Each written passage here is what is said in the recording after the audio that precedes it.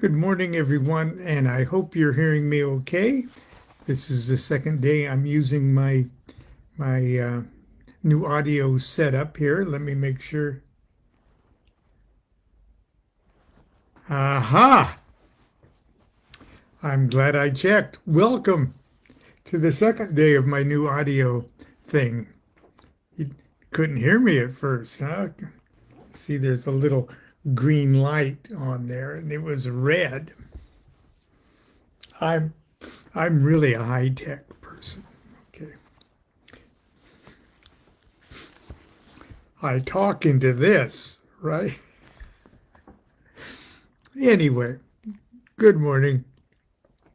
And I pretty soon later on this month, I'm going to do kind of a special lecture. I'm pretty sure it won't be taped or it won't be broadcast uh, uh, because I'll be doing it in front of people that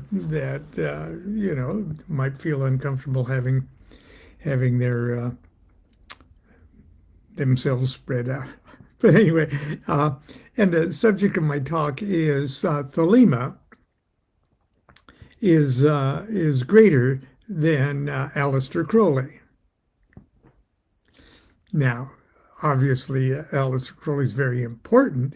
It's a prophet, in my opinion, a legitimate prophet of a new aeon of human consciousness, human development, and everything.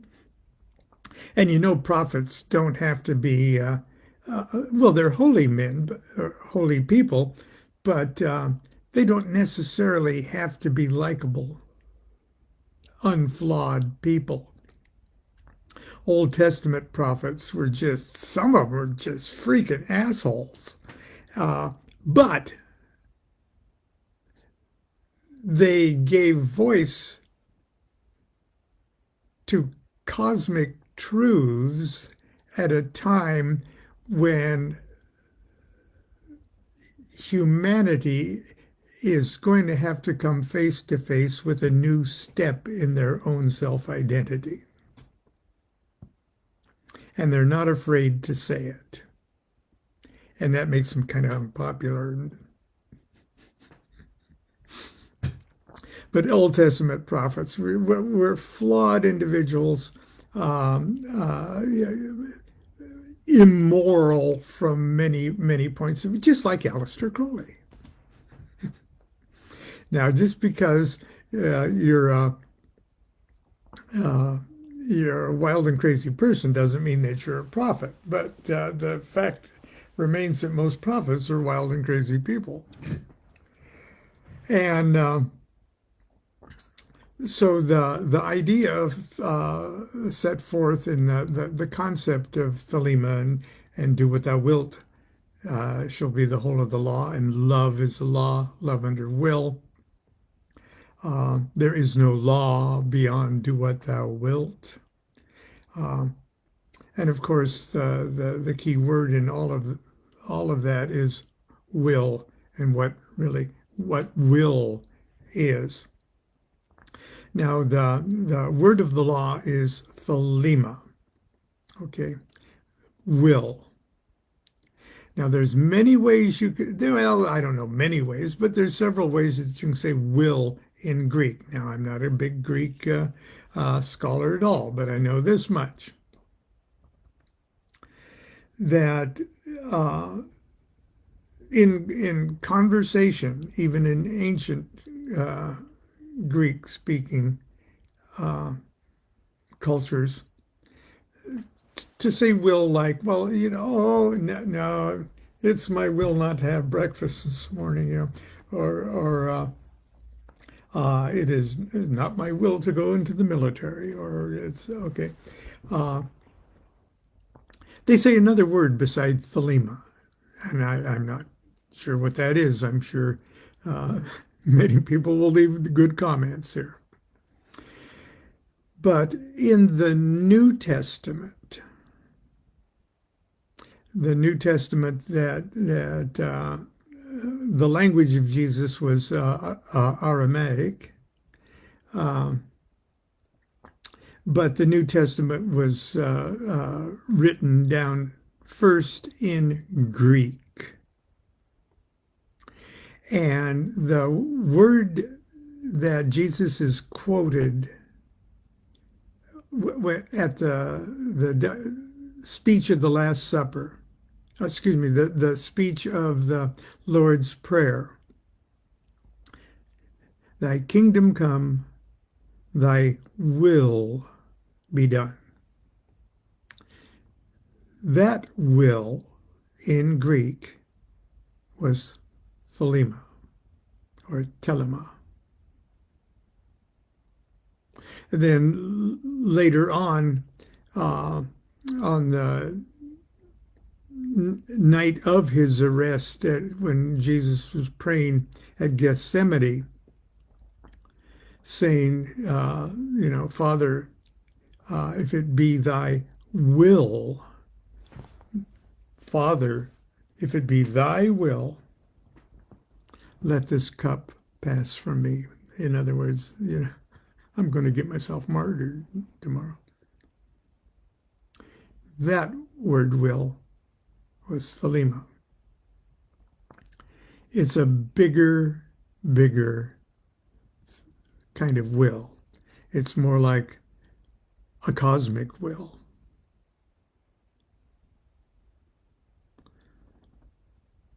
And each of us have all sorts of little wills.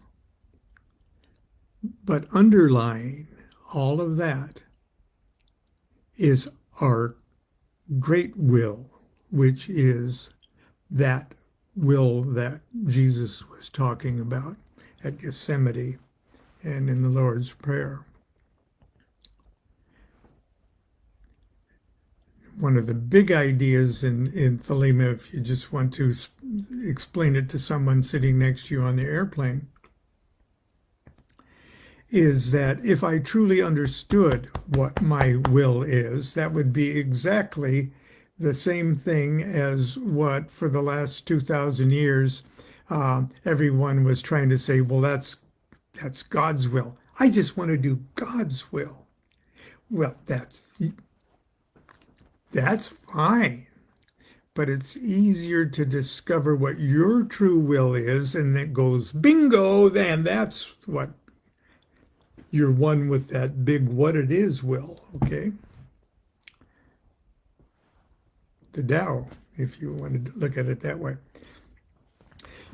So, at various stages of Crowley's illumination, I don't know if he fell into a trance or whatever it was, but he received certain books, 13 of them, and they're like poetry, they're songs, okay, most of them.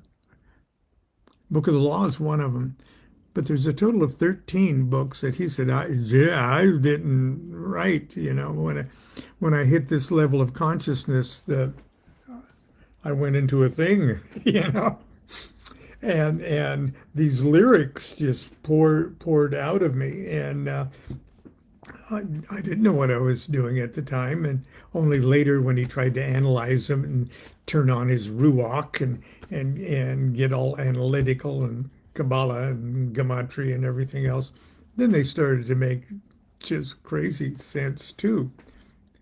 But the important thing was, you're not supposed to interpret them with your meat brain. These are lyrics coming from something that's transcending the intellect. I'm going to give you an example this morning of just one little section of one little thing, and the book is Liber VII, and Liber VII. Here, I'll show you a big, beautiful.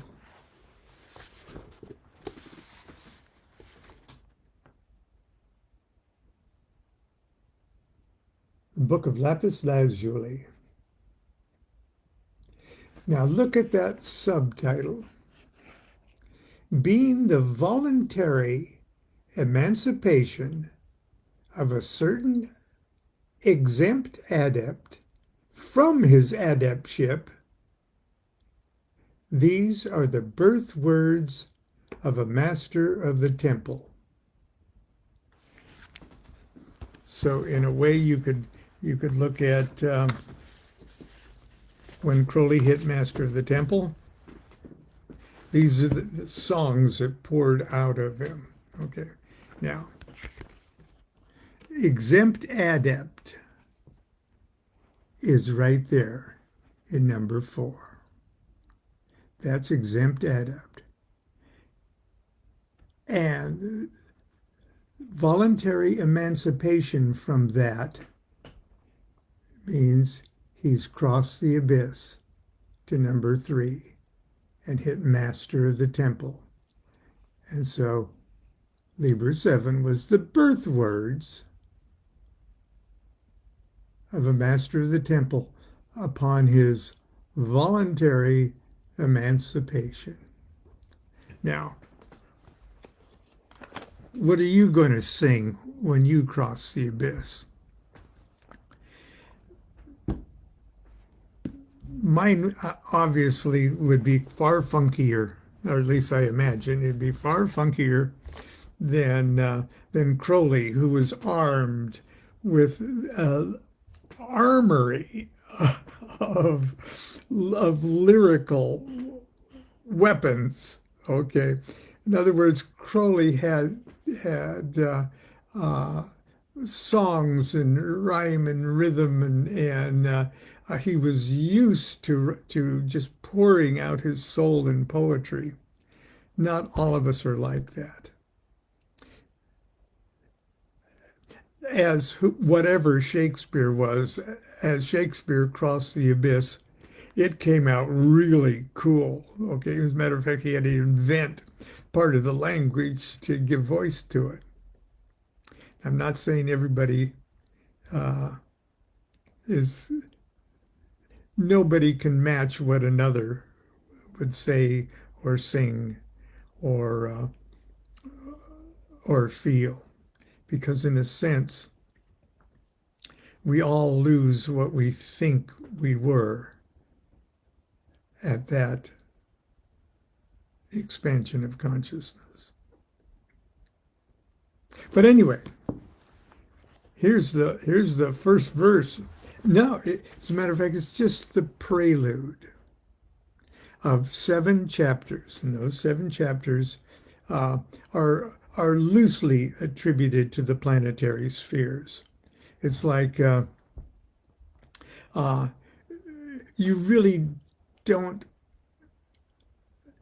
have an idea of what the significance was of your journey up the tree of life. Okay, you got enough to get from 10 to 9 and enough to get from 9 to 8 and 8 to 7 and 7 to 6 and 6 to 5 and 5 to 4. Yeah, you mastered enough to get to that precipice. But you really didn't totally get it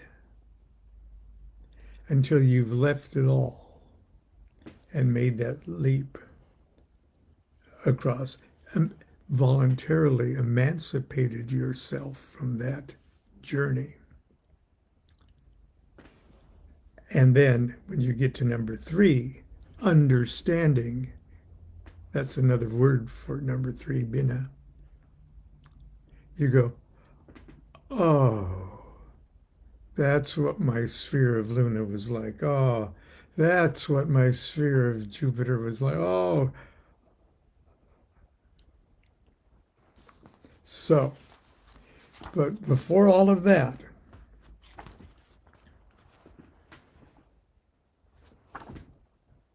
is a prologue.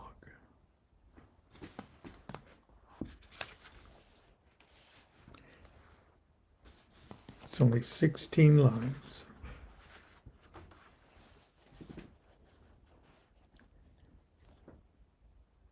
Into my loneliness comes the sound of a flute in dim groves that haunt the uttermost hills.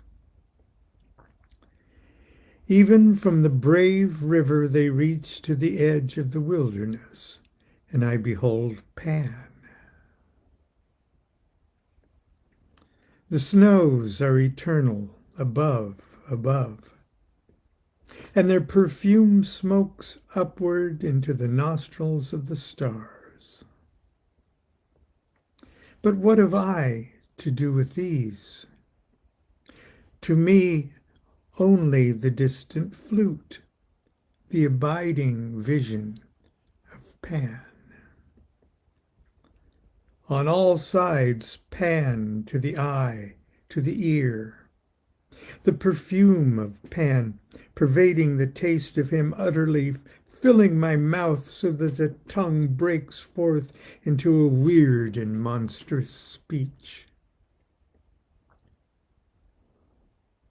The embrace of him intense on every center of pain. The sixth interior sense aflame with the inmost self of him.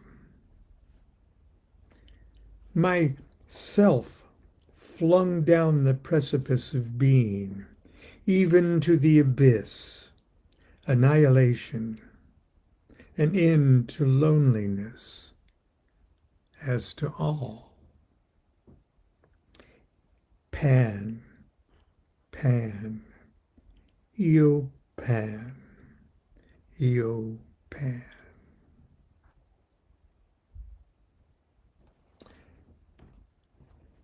Now, Crowley wrote a commentary, a very short commentary on some of these holy books.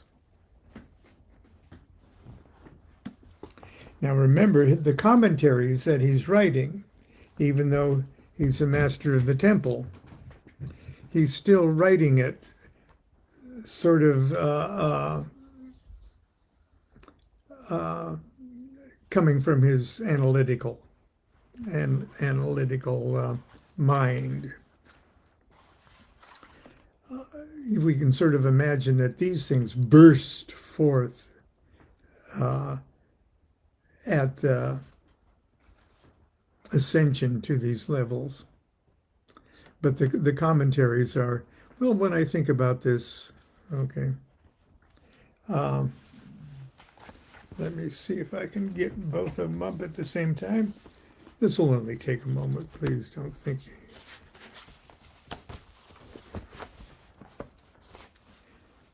There's only 16 lines. First line, into my loneliness comes. And he says loneliness. In other words, the babe of the abyss. When you cross the abyss, you become the babe of the abyss. Into my loneliness comes the sound of a flute in dim groves that haunt the uttermost hills. And he says flute, the flute of Pan. Now, I want us to remember that the night of Pan is number 3, the master of the temple, the city of the pyramids. That's also where Nuit Babylon is. Number 2, the sound of a flute in dim groves that haunt the uttermost hills. Even from the brave river, they reach to the edge of the wilderness. And for river, he says Phrath, Phrath, which is one of the 4 rivers of Eden. Now there's Eden before the fall and Eden after the fall in Golden Dawn kind of lingo, okay? We're mostly wandering around in Eden after the fall, okay? And it's not the fall's not a fruit eating incident, okay? It's something. Okay. And the wilderness he's talking about, the brave rivers, they reach the edge of the wilderness. The wilderness is the abyss. Where is Coronzone, the mighty devil of dispersion, who lives in the abyss? It's wise not to get into a conversation. You might not get a chance to get a word in edgewise. Okay. And I behold Pan. And Pan, it says, sire of Nemo. Okay, the parent of Nemo. Nemo is the name, the non-name. I'm no man. Okay, that's master of the temple. Number 3. The snows are eternal, above and above. And he says, snows, the 3 supernals. 1, 2, and 3 on the tree of life. Those are the snows above. And their perfume smokes up into the nostrils of the stars. And he says, Nuit. But what have I to do with these? To me only the distant flute, the abiding vision of Pan. On all sides, Pan to the eye, to the ear. The perfume of Pan pervading the taste of him utterly, filling my mouth, so that the tongue breaks forth into a weird and monstrous speech. The embrace of him intense on every center of pain and pleasure. The 6th interior sense, aflame with the inmost self of him. Myself flung down the precipice of being. And he says, from Hesed, number 4, to Bina, number 3. Now, the abyss is quite a thing, quite a looking glass. Myself flung down the precipice of being is actually, that's down. Okay. Even into the abyss, annihilation. And into loneliness as to all.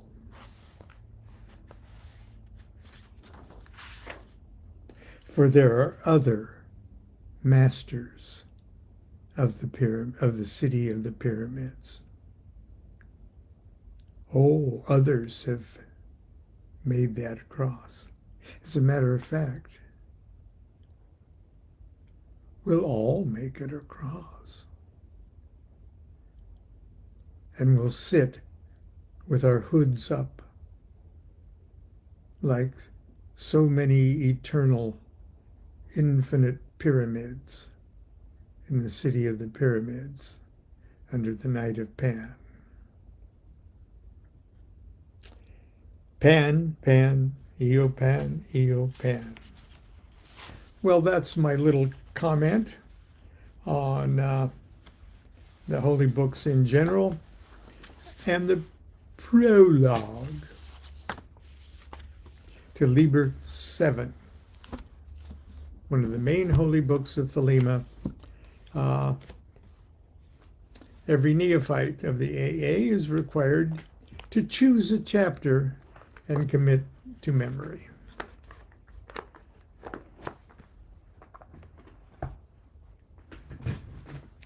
Until tomorrow and Saturday morning cartoons. Again, I hope you heard me. We'll see you tomorrow for Saturday morning cartoons. Until then, continue to be good to yourself and be good to each other. Do what thou wilt shall be the whole of the law. Love is the law, love under will.